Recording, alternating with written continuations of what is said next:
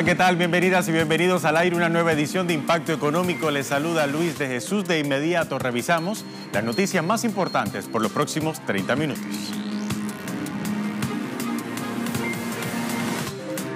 Venezuela afianza sus relaciones comerciales con países asiáticos para afrontar el robo de activos y las sanciones petroleras de Estados Unidos. En nuestra arista económica de hoy hablamos de la cruzada privatizadora que emprendieron las élites financieras después de la crisis de los años 80. ¿Qué impacto tuvo en la economía de hoy? Le explicamos. Y sigue muy vigente la guerra comercial. La Unión Europea amenaza a Donald Trump con tomar acciones rápidas si Washington impone nuevos aranceles de importación a los autos y piezas de repuestos europeos.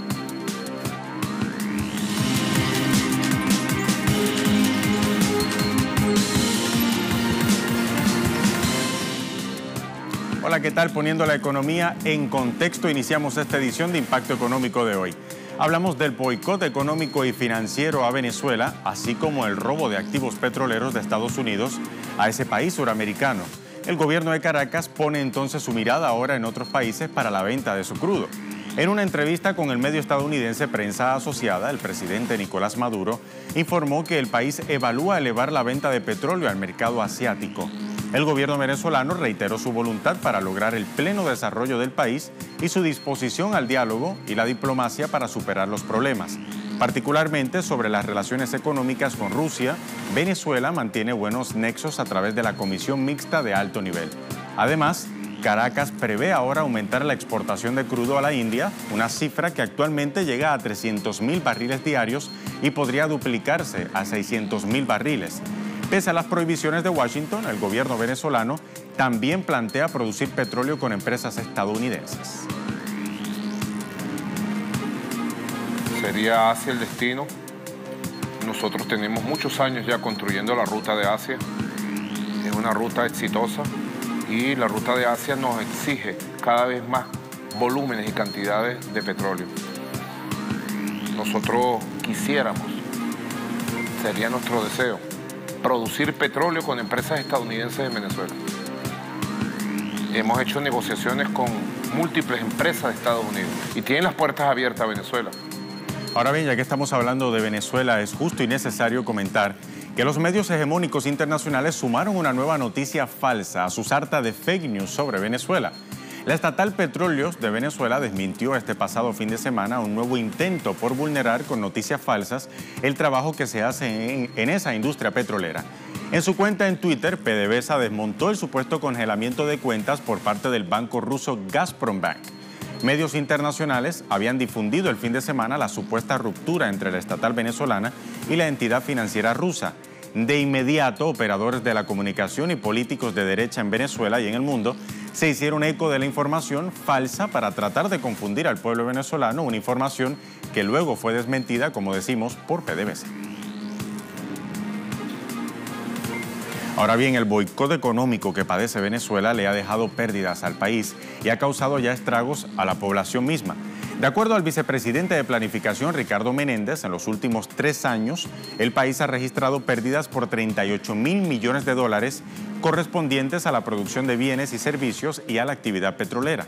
Del monto total, 23.000 millones de dólares responden a la afectación del PIB y 15.000 millones están relacionados con la empresa Citgo, la filial venezolana en Estados Unidos. El funcionario sumó a la afectación económica 20.000 millones de dólares que datan del sabotaje petrolero realizado en el año 2002. La maniobra financiera tiene como máximos objetivos aniquilar la economía del país para tener un pretexto de invasión y también afectar las bases sociales.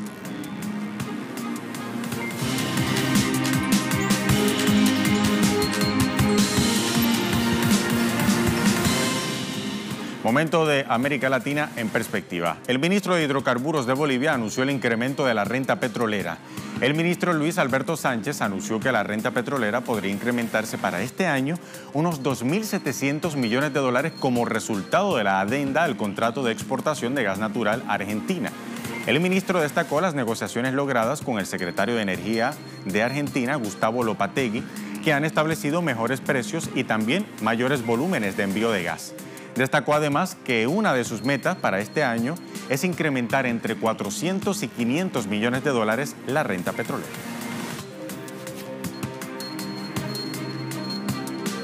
Cambiando de contexto, la sequía en Colombia sigue afectando fuertemente las cosechas y la ganadería en ese país. Según datos de las autoridades agrícolas colombianas, la escasez de lluvia ha afectado gravemente las cosechas de papas y cultivos importantes y ha ocasionado además la muerte de un número relevante de ganado. La situación ha empujado a elevar los precios de vegetales y alimentos en un 5% de su valor real, con el fin de recuperar las pérdidas por las condiciones climáticas adversas. Uno, el directo, si mis cultivos se afectan porque las temperaturas cambian, en las mañanas hace mucho frío, después mucho calor, etcétera, y eso afecta a mis cultivos. Y dos, una cosa que preocupa mucho a los industriales y es el precio de la energía, que se afecta.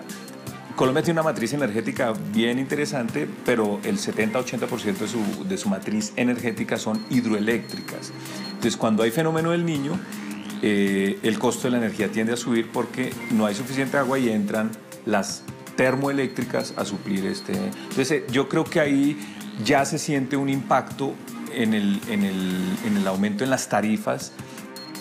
Ahora en economía nos movemos al cono sur. En Argentina, expertos pronostican que el dólar estará pronto por encima de los 50 pesos. El economista y expresidente del Banco Central, Aldo Pignanelli, manifestó que no es confiable pensar que el dólar estará a 48 pesos a finales de año, sabiendo que la inflación no bajará del 40%, por lo que el dólar, que estaba a 36 pesos a fin de año pasado, se multiplicará por 1,40 y el resultado final será que un dólar estará superior a los 50 pesos. El experto explica que este pronóstico sucederá debido a las grandes contradicciones del presidente Mauricio Macri con sus políticas económicas. La única realidad, según él, es que la acumulación de riquezas está concentrada en manos de muy pocos, que pone en juego la rentabilidad financiera y también agudiza la crisis en Argentina.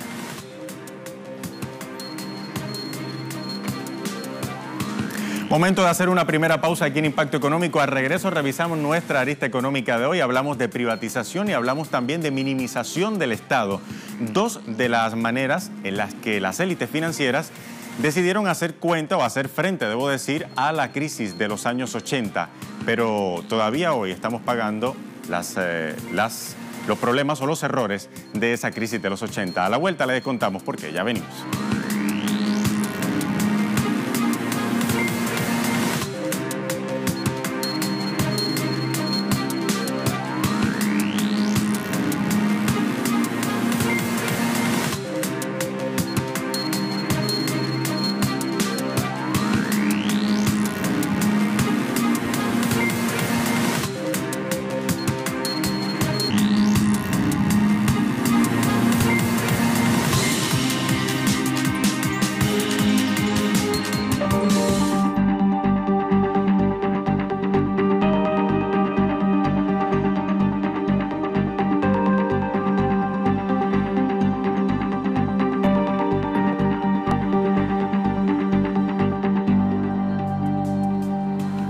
Bien, momento de nuestra arista económica. En los años 80 se planteó la privatización y minimización del Estado como la solución a la crisis. El transporte, la electricidad, el agua, la educación y el sistema de pensiones, todos esos sectores se vieron impactados. Ahora bien, el Banco Mundial, el Fondo Monetario Internacional, la USAID, el Instituto Cato, entre otros organismos, se embarcaron en un jugoso negocio. Las élites financieras, de hecho, comenzaron a lucrarse con los ahorros de los trabajadores. Pero luego de 40 años, ¿qué nos ha dejado esa cruzada privatizadora? Acá los datos que aporta el CELAC.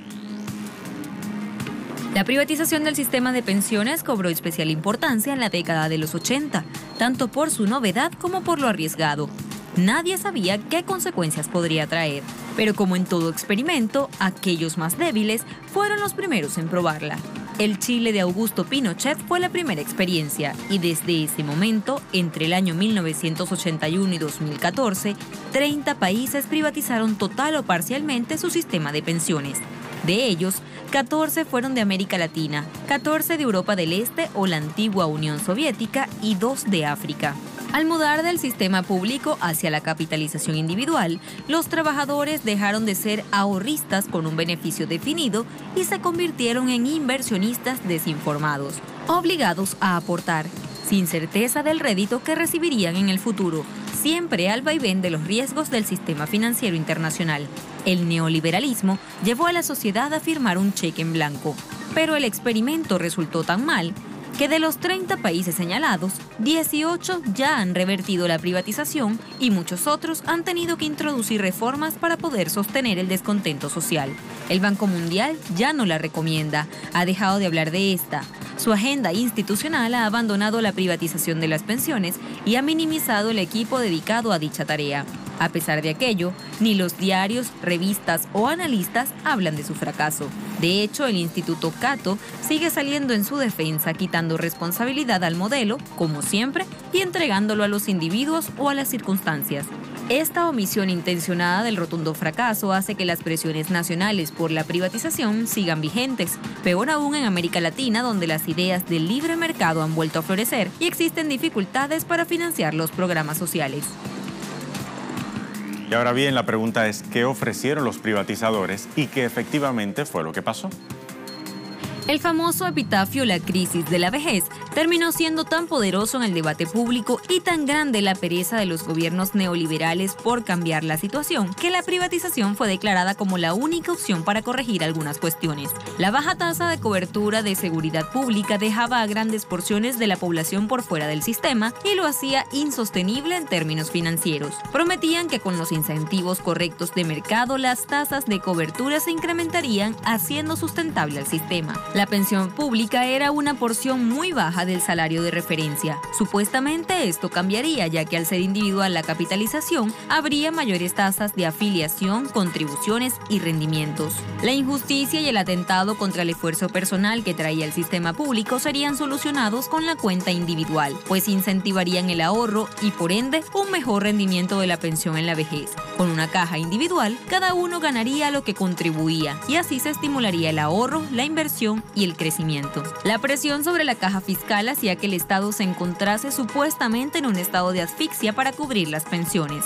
Esto se reduciría al momento de pasar al sistema privado, sin que dicha transición fuera tan costosa. Los costos administrativos de manejar el sistema público eran excesivos, producto de la ineficiencia del monopolio estatal, y por lo tanto, con un sistema privado los costos se reducirían como consecuencia de la competencia entre diferentes administradoras de fondos de pensiones. El sistema público de pensiones era un botín político y la seguridad estaba capturada por intereses que no garantizaban resultados y rentabilidad para los ahorros. Esto cambiaría producto de la virtud más grande de lo privado. El interés individual coincide con el interés colectivo. Finalmente, la privatización traería un objetivo colateral, no menos importante, como el aumento del ahorro y el desarrollo de un sistema financiero más maduro que ayudaría a financiar las grandes tasas de inversión que todos los países en desarrollo demandaban para transformar su estructura social.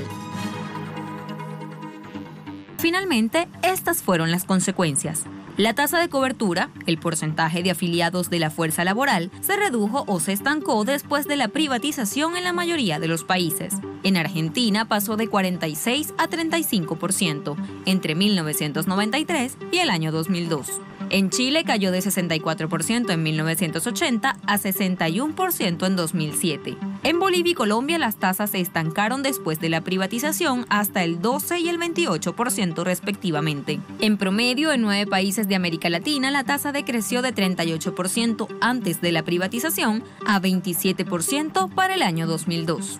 La tasa de reemplazo sufrió un duro revés desde la privatización. Bolivia alcanzó una tasa de reemplazo del 20% del salario promedio. En Chile, las proyecciones para 2025-2035 indican que la pensión mediana alcanzará tan solo el 15% del ingreso de referencia. Tan mala es la situación en Chile que el Estado tuvo que crear una pensión solidaria financiada por todos los chilenos. La privatización ofreció ser la solución, pero en la práctica entrega pensiones de miseria. La equidad de género fue seriamente herida y la inequidad para las mujeres se exacerbó. El sistema privado exigió un mayor número de contribuciones para acceder a una pensión mínima, lo cual afecta desigualmente a las mujeres que han tenido históricamente menos oportunidades en el mercado laboral y cotizan menos años.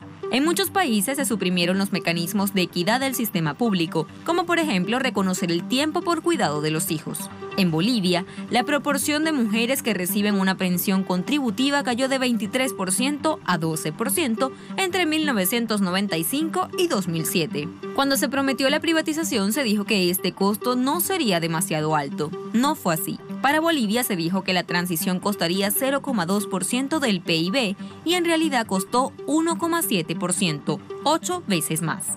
En Argentina se dijo que sería 0,2% del PIB y fue 3,6%, 18 veces más que lo proyectado. En Chile representa hasta ahora el 4,7% del Producto Interno Bruto. Esta mala proyección causó presión en los presupuestos y fue una de las razones por las que el Estado, en algunos países de América Latina y Europa, regresó la vista a la estatización de las pensiones.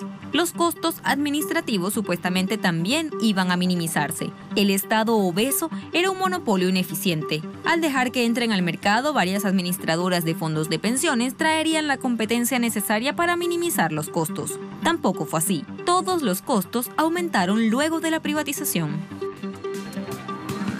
En conclusión, hay que decir que el déficit en los fondos de reserva de los estados y el envejecimiento de la población que genera aumento de pensionistas son tan solo algunas de las excusas para presentar los sistemas privados como la mejor, más rentable y segura opción para vivir una vejez digna.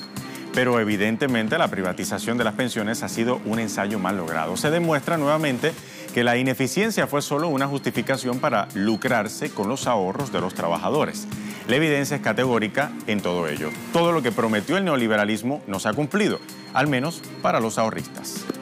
Con esta información hacemos una segunda pausa aquí en Impacto Económico. Al regreso revisamos Economía 360, hablamos de la guerra comercial que esta vez tiene enfrentados a la Unión Europea y a Estados Unidos. Ya venimos.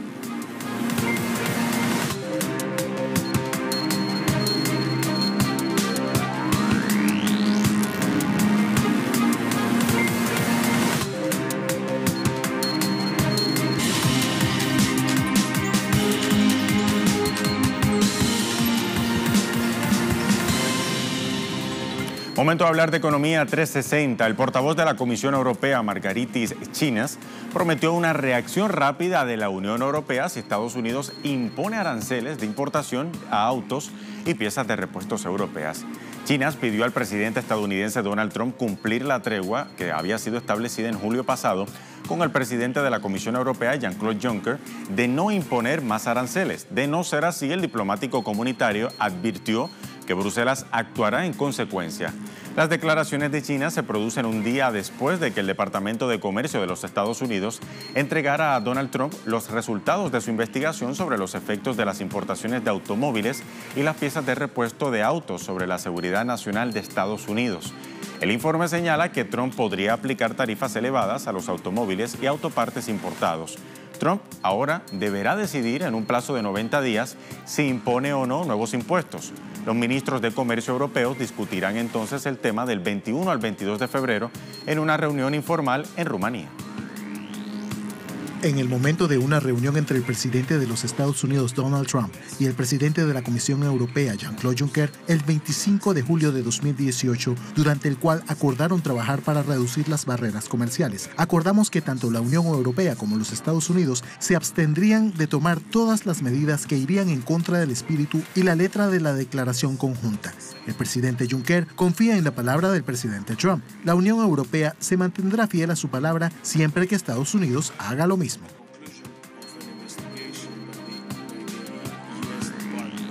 El fabricante de automóviles japonés Honda planea cerrar en 2022 su planta en la ciudad británica de Swindon, así lo informó la cadena de televisión Sky News. El canal británico dijo que la empresa podría anunciar este martes el futuro cierre de la planta, en la que se fabrican más de 100.000 vehículos al año, de los que el 90% se exportan a Europa y Estados Unidos. El cierre de la planta pone en peligro a 13.500 empleos. El diputado conservador Justin Tomlinson, miembro del Parlamento por la circunscripción de North Swindon, aseguró que la decisión del fabricante se basa en las tendencias globales y no en el Brexit. Sin embargo, en enero pasado, Honda anunció que detendría su producción en Reino Unido por 6 días en abril para afrontar los posibles trastornos logísticos de un Brexit sin acuerdo el próximo 29 de marzo. El ministro de Relaciones Exteriores de Irlanda, Simon Coveney, dijo que el país está gastando cientos de millones de euros en la preparación de un Brexit sin acuerdo, lo que a su juicio sería un desenlace loco si se tiene en cuenta los 3 años de negociaciones entre la Unión Europea y el Reino Unido.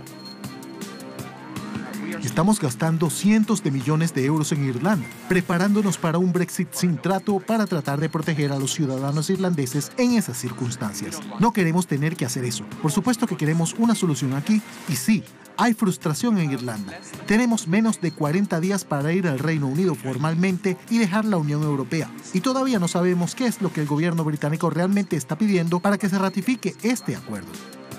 Llegó el momento de revisar los indicadores del precio del crudo al cierre de la jornada de este lunes, cuando apenas iniciamos la jornada laboral. Lo hacemos como de costumbre, revisando el precio del barril de petróleo intermedio de Texas, el WTI, marca al cierre de la jornada de este lunes $56, subió 0,39%. Revisamos el Brent de referencia en Europa, que marca hoy $66,50, subiendo también 0,24% en este caso frente a la jornada anterior. Y culminamos con el barril de petróleo venezolano, que marca hoy 381,53 yuanes, también se encuentra al alza. Así llegamos al final de esta edición de Impacto Económico, como siempre con la invitación de que nos siga en redes sociales, en Twitter, @TelesurTV, @TelesurImpactoe. Hasta la próxima.